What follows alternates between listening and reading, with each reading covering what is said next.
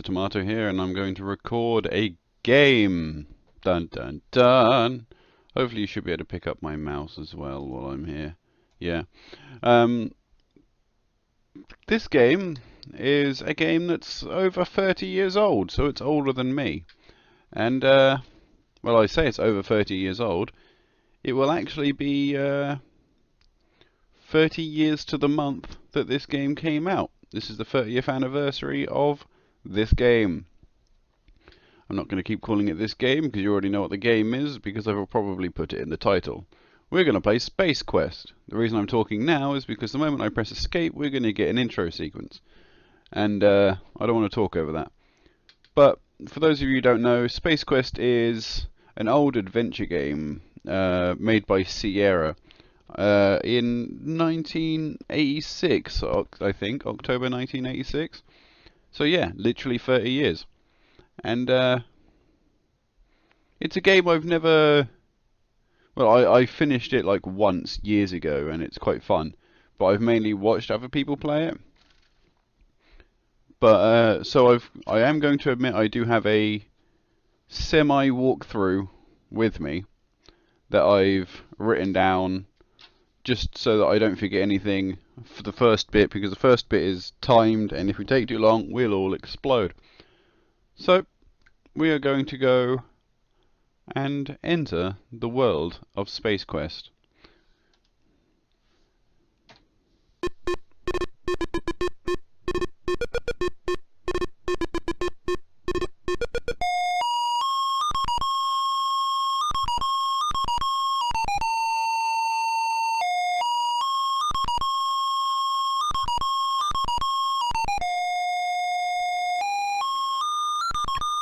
Listen to that lovely music, everyone.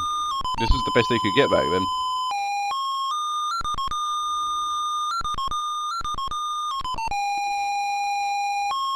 Light years from Earth's solar system, the people of the galaxy Urnon have been struggling to maintain the precious balance of life. The sun of Urnon is slowly dying, the planet grows cold, food is no longer plentiful, life will soon become impossible to sustain. The scientific community of Xenon devised a plan to convert one of Urnon's lifeless planets into a new sun. The effort was centered around the development of a device called the Star Generator. The Star Generator would be capable of igniting an otherwise useless planet into a raging ball of flame. The expedition set out aboard the starship Arcata to successfully complete development and testing of the Star Generator. The Arcata is now returning triumphantly to Xenon with the fully operational Star Generator. Oh my god, so high-pitched. You serve as a member of the crew of the Arcata as a janitor. That's right, a janitor. And not a very good one. You probably would have been sacked and replaced were the Arcata not millions of kilometers from Xenon. As we join the story, you have just completed one of your famous on-shift naps in one of the janitorial storage closets.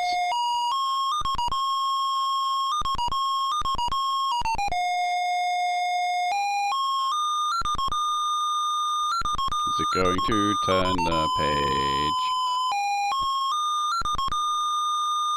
I think she's going to play the rest of the song.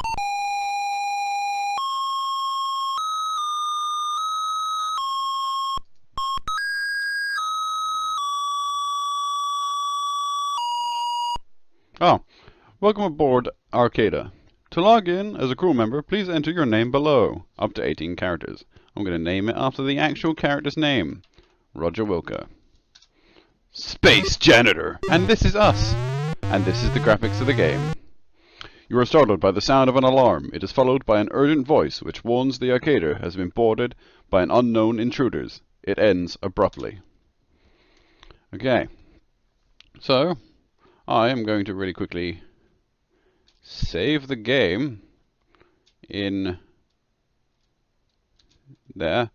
Derp was my test one, so we're going to replace derp and call it LP Beginning. Continue, everybody.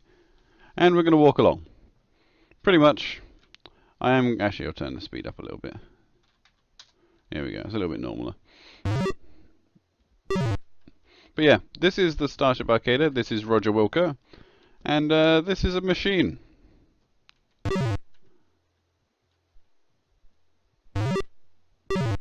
Okay. Now we're waiting here for something, but it doesn't look like it's going to work, so we're going to have to wait back in here. We'll just wait around for a little while. There we are. The door opens and a man you recognize as one of the lab scientists enters. He appears to be injured. Yeah, he does. He seems to. After a few steps, he slumps to the floor. Look.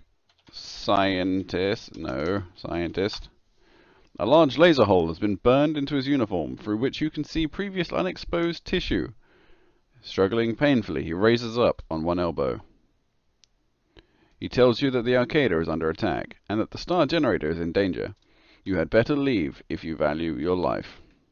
He looks over towards the shelves full of cartridges and utters the words astral body. Then he settles to the floor, lifeless. Okay, so we're going to look at the console.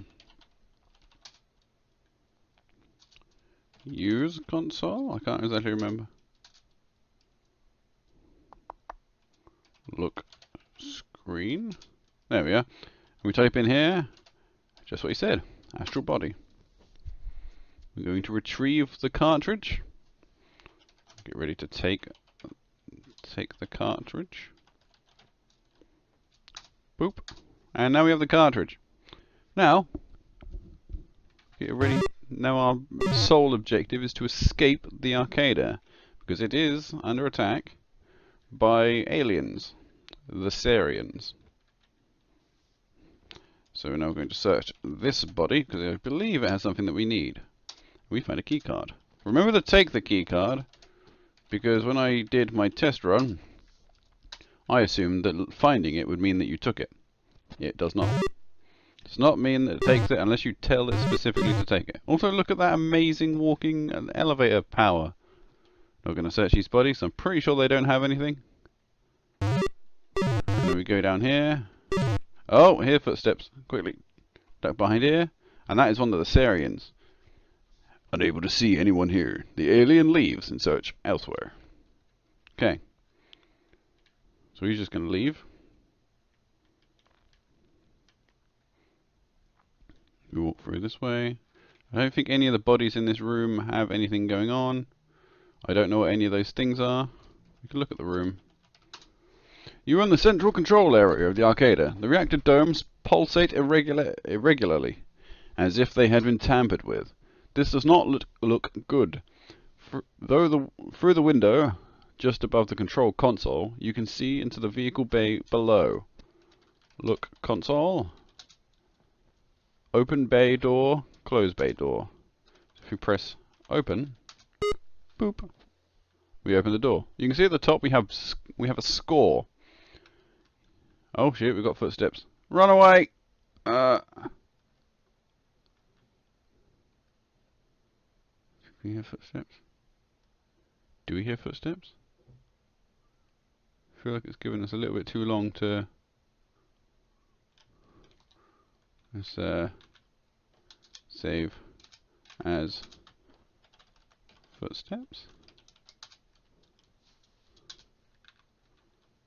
I did this last time as well. Use key card. And that will open this elevator. Look at this room. This is the flight prep room of the arcade. As you can see, there's a sign on the back wall, as well as 2 closed doors and 2 buttons.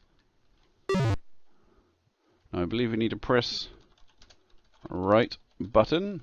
And it's our spacesuit, so we get suit. And we're wearing the spacesuit. Press left button. And we have a translator, I believe, which is very important because without it we won't be able to do the things we need to do. And then, once we've done the thing, we're going to look console over here. The console is adorned with many status indicators. One button on the right is marked airlock. Press airlock. And the airlock is opened. Because we have a spacesuit on, we will not die when we open this window, when we go through this room. Because as you remember, we opened the pod bays. Now if we look at this console, I'm going to try not to rush through the rest of the game, but this part, like I said, I believe is timed and we will explode and die if we do not hurry. Looking at the console, you can see a button marked platform. There are also some gauges which don't interest you. Look at the room. This is the cavernous vehicle bay. Look out. Door. Beyond the yawning doors lies the serenity of deep space. So now we're going to need to press platform. Boop. And you see that the door on the left of the pod is open. So we're going to have to get in this side. If we don't walk around it. In pod. And now we need to close the doors. And there's a couple of other things we need to close pod doors. Buckle our belt, which will kill us. Look at the panel.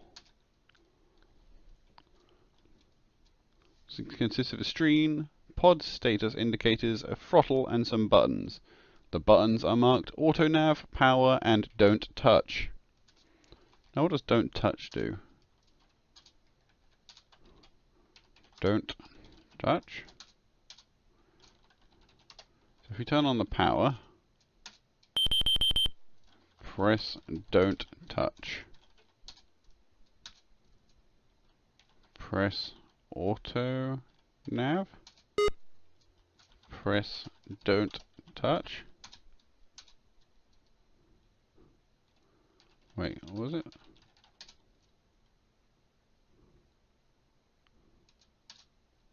Huh, I guess.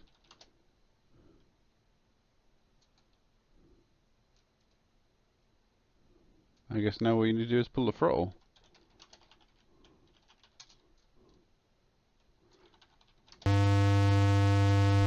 The escape pod has left and it will launch away. Congratulations, you have narrowly escaped an explosive death. Don't start patting yourself on the back just yet, though. You're now traveling aimlessly through the cosmos. Actually, no, I'll file, save. Yeah, we'll just re-save over that. Press don't touch. What? Oh my god, we crashed into King's Quest 1.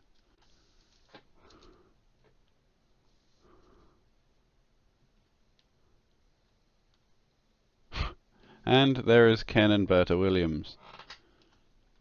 Though a strange quirk of fate, or was it, you have stumbled into a place beyond time, space, and dimension. You have entered the Daventry Zone. That's right, the land of King's Quest. This will not help you now, since you are playing Space Quest. And we are now dead. Thanks for playing Space Quest. Too bad you failed miserably and doomed all your people to a horrible death at the hands of the Sarians. If you continue playing as skillfully as this, we'll never have a chance for a sequel. Better luck next time. So, we're going to restore to don't touch. I think we just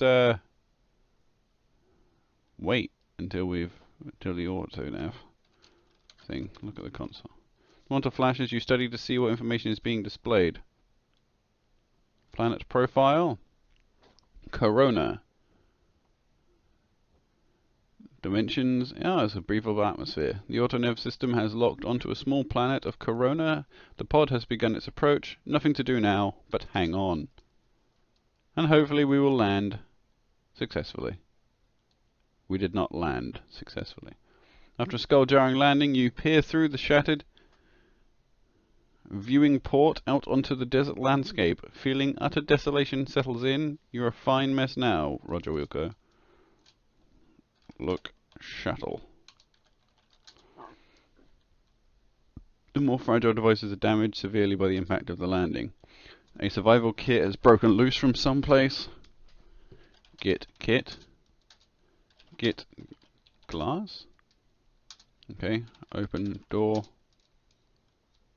Okay, get out. Okay, unbuckle belt. Damn, I'm spelling terribly. Get out. Look, shuttle.